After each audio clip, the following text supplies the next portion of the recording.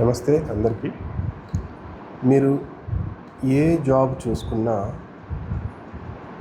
Qualification intermediate నుంచి start కావడం జరుగుతుంది.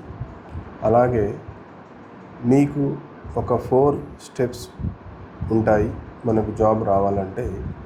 ఆ స్టెప్స్ ఏంటి? ఫస్ట్ మనం రిటన్ ఎగ్జామ్ రాయడం జరుగుతుంది. రిటన్ ఎగ్జామ్ తర్వాత రన్నింగ్ ఉంటుంది.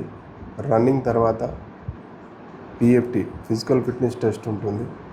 ఇది అయిపోయాక మనకు మెరిట్ ఉంటుంది. ఈ మెరిట్ ఆధారంగా మనకు అందులో నేమ్ కానీ వస్తే మనకు జాబ్ రావడం జరుగుతుంది. ఈ 4 స్టేజెస్ అనేది కంపల్సరీ ఉంటుంది. సో ఫస్ట్ ఏంటి? Written exam. రిటన్ ఎగ్జామ్ మనం క్వాలిఫై కావాలంటే ఓకేనా, మనకు ఫస్ట్ ఒక రోడ్ మ్యాప్ అనేది మనకు తెలిసి ఉండాలి. ఆ రోడ్ మ్యాప్ ఏంటి అంటే మన ఒక ఆలోచన విధానాన్ని బట్టి, మనకున్న స్కిల్స్ని బట్టి మనకి ఏ జాబ్ వస్తుంది, మనకున్న క్వాలిఫికేషన్ ఏంటి, ఆ ఉన్న క్వాలిఫికేషన్లో ఎలాంటి జాబ్ వస్తుంది, ఏ కేటగిరీకి సంబంధించిన జాబ్ వస్తుంది అనేది మనం ఇవన్నీ తెలుసుకోవడమే మనం ఒక రోడ్ మ్యాప్. సో మనకు ఇప్పుడు చాలామంది పేరెంట్స్ని కొంతమంది దుర్మార్గులు అంటే కొన్ని ఇన్స్టిట్యూషన్స్ వాళ్ళు కూడా నా దగ్గరే ఉండి బయటికి పోయి ఇన్స్టిట్యూషన్స్ పెట్టుకున్నారు. రెండోది నేను ఎస్టాబ్లిష్ చేసిన ఇన్స్టిట్యూషన్స్ కొంతమంది రన్ చేస్తున్నారు. ఇక్కడ వాళ్ళు క్లారిటీ ఇవ్వడం అనేది పేరెంట్స్కి ఇవ్వట్లేదు. 10th అయిపోగానే మీ పిల్లోడికి ఉద్యోగం వస్తుంది అని చెప్పడం అది 100% రాంగ్. రెండోది ఏంటి అంటే మీకు ఖచ్చితంగా జాబ్ వస్తుంది అని చెప్పడం అది 100% రాంగ్. ఇది పేరెంట్స్ కూడా మీరు అర్థం చేసుకోవాలి. ఎవడో ఏదో చెప్తే మీరు నమ్మి వాళ్ళ దగ్గర జాయిన్ అయ్యి మీరు మోసపోవద్దు. జాబ్స్ వస్తున్నాయండి, 100% జాబ్స్ ఎక్కడ కూడా రావు. ఏదైనా జాబ్స్ వస్తే 2 to 2.5, 3% ద హయ్యెస్ట్ రేషియో అండి జాబ్. నా దగ్గర 1000 మంది ఉంటే 1000 మందికి ఉద్యోగాలు రావండి. నా దగ్గర 1000 మంది ఉంటే అందులో ఒక ఆల్మోస్ట్ ఒక 100 మందికి జాబ్స్, ఒక 10%, ఒక 15% జాబ్స్ మనం ఎక్స్పెక్ట్ చేయొచ్చు. ఓకే.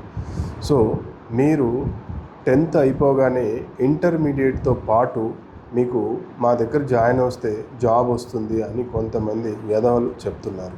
నాకు వాళ్ళని ఎదవలు అనడం అనేది చాలా అది కామను. సో వాళ్ళు ఎదవలకైనా ఇంక వాళ్ళకి ఏమన్నా కూడా తక్కువనే.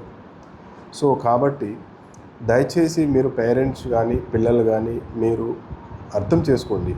జాబ్ అనేది మీ ఒక ఆలోచన, మీ ఒక నాలెడ్జ్ పైన డిపెండ్ అయి ఉంటుంది. ఓకేనా. సో ఇక్కడ మీరు ఏం చేస్తున్నారు? వాళ్ళు ఫోన్లు చేస్తున్నారు. చేయగానే మీరు గబుక్కని వెళ్ళి చూస్తున్నారు. చూడగానే ఫస్ట్ వాళ్ళు ఏం చేస్తున్నారు? సార్ వచ్చారా? వెల్కమ్ సార్, చూడండి మా బిల్డింగ్ చూడండి, మా గ్రౌండ్ చూడండి, మాకు ఇన్ని జాబ్స్ వచ్చినాయి, అన్ని జాబ్స్ వచ్చినాయి అని చూపించి మీకు ఒక ప్రలోభాన్ని సృష్టిస్తున్నారు. సో అక్కడ మీరు ఫస్ట్ పోగానే మీకు మెడికల్ టెస్ట్ అనేది ఉంటుంది సార్. మెడికల్ టెస్ట్ అనేది వీళ్ళకు అది మెడికల్ టెస్ట్ అనే మీనింగ్ కూడా తెలియదు. వాళ్ళు మీకు మెడికల్ టెస్ట్ చేయడం జరుగుతుంది. ఏంటి, ఒక రూమ్లో తీసుకుపోతారు, దాన్ని హైట్ అని, వెయిట్ అని, చెస్ట్ అని, టీత్ అని, ఇయర్స్ అని, ఫ్లాట్ ఫుట్ అని, నెక్ నోచ్ అని, ఇట్లా బాడీలో ఉన్న పార్ట్స్ కొన్ని.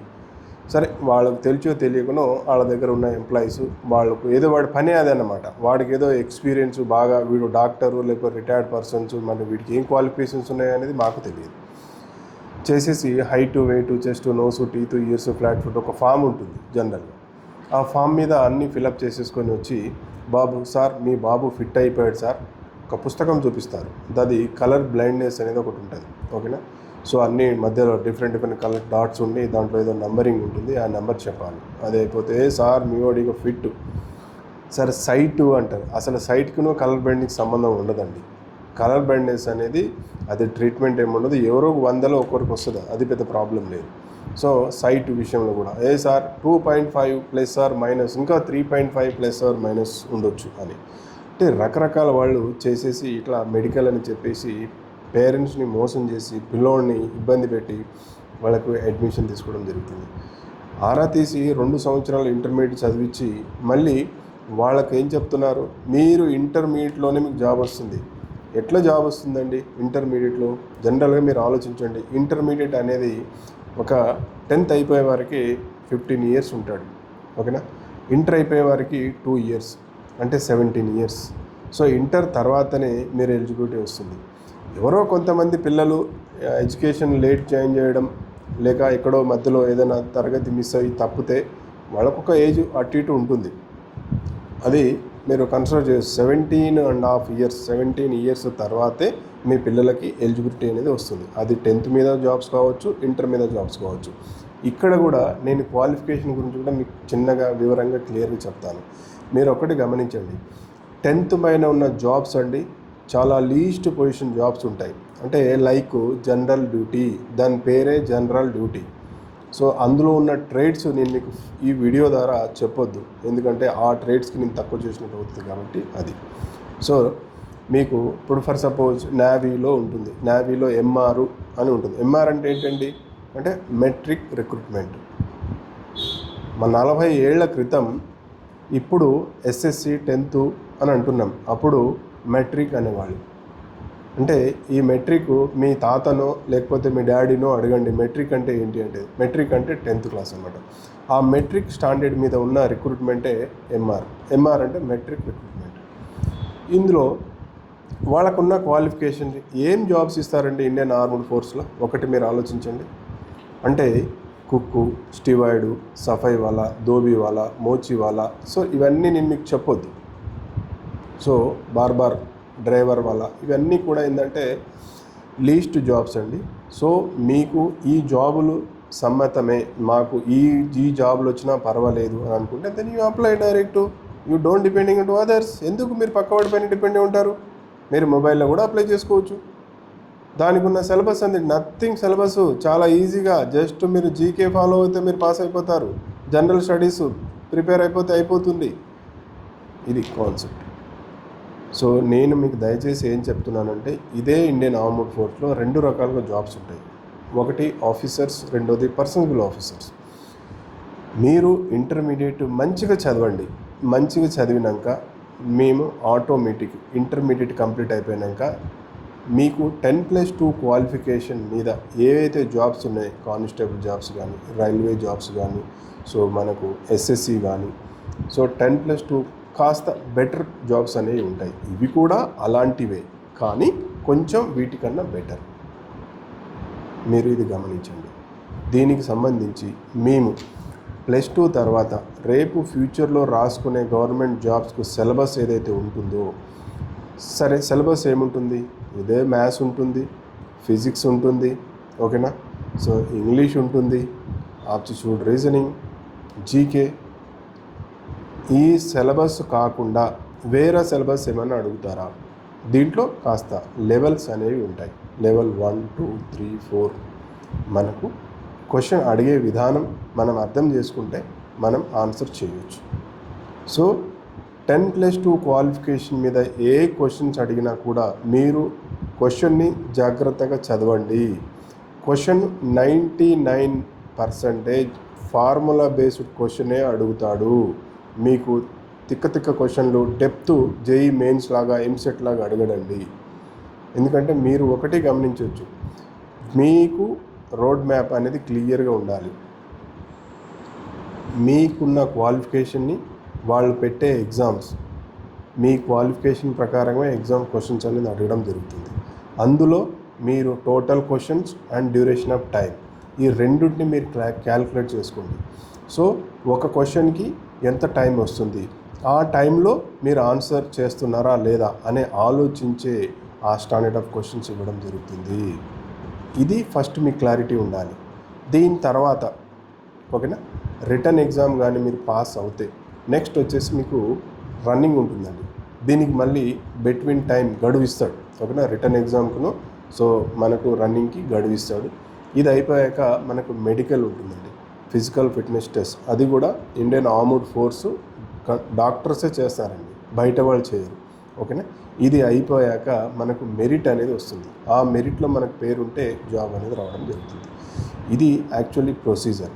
సో మేమేం చేస్తాము, dream defence academy, dream junior college వాళ్ళు మా ప్రోగ్రామ్ ఎలా ఉంటుందంటే, మేము జనరల్గా అందరు పిల్లల్ని మేము జాయిన్ చేసుకొని, ఓకేనా. సో మేము ఫస్ట్ జాయిన్ అయినాక ఒక 20 days 30 days మేము ఒక బ్రిడ్జ్ కోర్స్ అనేది పెట్టడం జరుగుతుంది. సో 9th 10th 11th అంటే మ్యాథ్స్, ఫిజిక్స్, ఇంగ్లీషు ఈ 4 సబ్జెక్ట్స్ బేసిక్స్ ఉన్నాయా లేవా అనేది కొంత ఫార్ములా బేస్డ్ క్వశ్చన్స్ వాళ్ళకు హింట్ ఇస్తూ మేము ఎగ్జామ్ కండక్ట్ చేయడం జరుగుతుంది. ఇలా 3 ఎగ్జామ్స్ కండక్ట్ చేసి ఈ 3 ఎగ్జామ్స్లో వచ్చిన మార్క్స్ అగ్రిగేట్ తీసుకొని అప్పుడు సెక్షన్ డివైడ్ చేయడం జరుగుతుంది. చేసినాక ఇటు అకాడమిక్స్తో పాటు ఫర్ సపోజ్ ఇప్పుడు ఇంటర్మీడియట్ ఫస్ట్ ఇయర్ సిలబస్తో పాటు ఇది అడిషనల్గా అర్థమెటిక్, రీజనింగ్, జీకే అనేది యాడ్ చేయడం జరుగుతుంది. టోటల్గా మార్నింగ్ 9 to 12:45 వరకు మనకు అకాడమిక్స్ సెక్షన్ క్లాసెస్ జరుగుతాయండి. ఆఫ్టర్నూన్ సెక్షన్లో ఇంగ్లీష్ గ్రామర్ ప్లస్ మనకు అప్టిట్యూడ్, రీజనింగ్, జీకే అనేది అడిషనల్గా మనకు 2 to 5 జరుగుతుందండి. ఈ రెండు కలిపి మేము ప్రోగ్రామ్ని అటాచ్ చేసి మేము రన్ చేయడం జరుగుతుంది. So intermediate first year, intermediate second year అయిపోయాక మీకు జనరల్గా అన్ని కాలేజీలలాగా సేమ్ ప్రోగ్రామ్ జరుగుతుంది. ఎంసెట్ రాపిస్తామండి, జేఈ మెయిన్స్ కూడా రాపిస్తాం. ప్లస్ ఇంటర్మీడియట్ తర్వాత ఒకవేళ మీకు బీటెక్ ఇంట్రెస్ట్ ఉంటే బీటెక్ చేయొచ్చు.